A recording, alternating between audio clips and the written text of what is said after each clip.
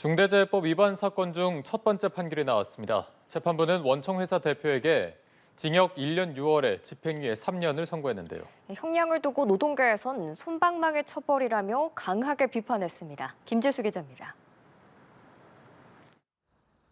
의정부 지법 고양지원은 온유 파트너스 대표의 징역 1년 6월, 집행유예 3년을, 회사엔 벌금 3천만 원을 선고했습니다.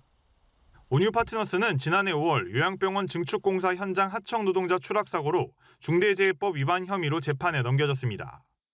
재판부는 회사가 안전대 부착, 작업계획서 작성 등 안전보건 조치를 하지 않아 근로자가 추락해 사망했다고 봤습니다.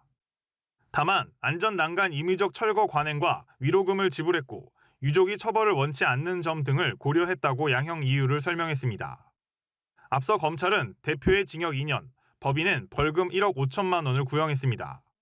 중간 관리자급에서 주로 책임을 물었지 대표까지 책임을 물었던 적은 없습니다. 조치를 하지 않았을 때는 원청의 책임자까지 처벌을 한다. 형량의 중대함을 떠나서 의미가 상당히 크다고 생각합니다.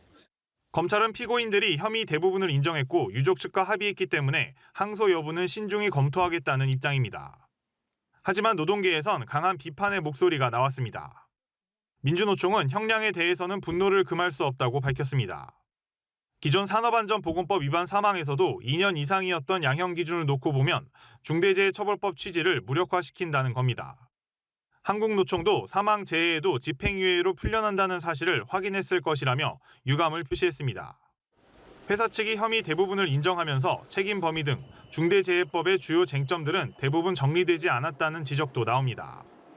논란이 되고 있는 경영 책임자의 범위라든지 의무 미이행과 사고 발생 사이의 인과관계에 대해서 크게 피고인 측이 다툰 것은 아니거든요. 추후에 다른 사건의 판결을 좀 더 지켜봐야 돼요. 고용노동부가 기업 자율 예방에 방점을 찍겠다며 오는 6월까지 운영 중인 중대재해법 개선 TF에 어떤 영향을 미칠지도 지켜봐야 할 대목입니다. 연합뉴스TV 김지수입니다.